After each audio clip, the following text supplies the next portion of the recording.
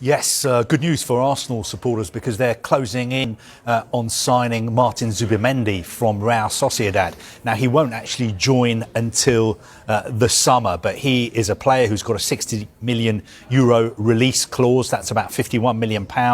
Lots of other clubs have been interested in signing him. For instance, he was close to joining Liverpool last summer before that deal collapsed at the last minute. But Arsenal have been in talks to sign him. I think Mikel Arteta has played a big part in convincing the player that Arsenal is the right move for him. And I think it makes sense for Arsenal as well because there are question marks over the long-term future of midfielders like Jorginho, Thomas Partey, who are out of contract in the summer.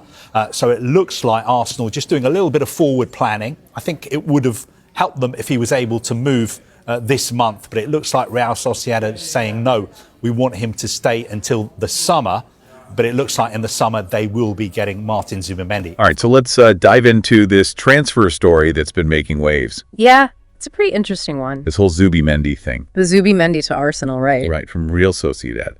And what's really caught my eye is the timing of it all. I mean, they've reportedly agreed to a deal now, but the move doesn't happen until like the end of the season. Yeah, that's a bit unusual, isn't it? So we're going to try to figure that out. We'll look at the big money involved. We're talking €60 million, expiring contracts at Arsenal, and then of course there's the whole teammate reunion angle. Oh yeah, can't forget about that.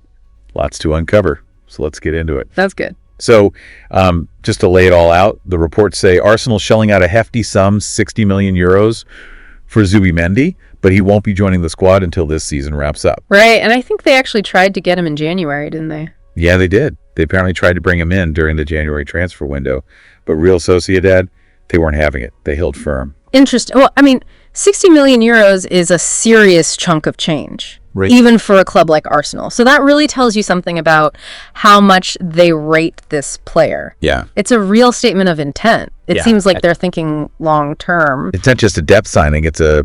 Exactly. Like a cornerstone. They're building for the future. Yeah. They're investing in top-tier talent. Yeah. And he is considered a top talent, right? Oh, absolutely. Zubimendi has been a key part of Real Sociedad's success, especially in midfield.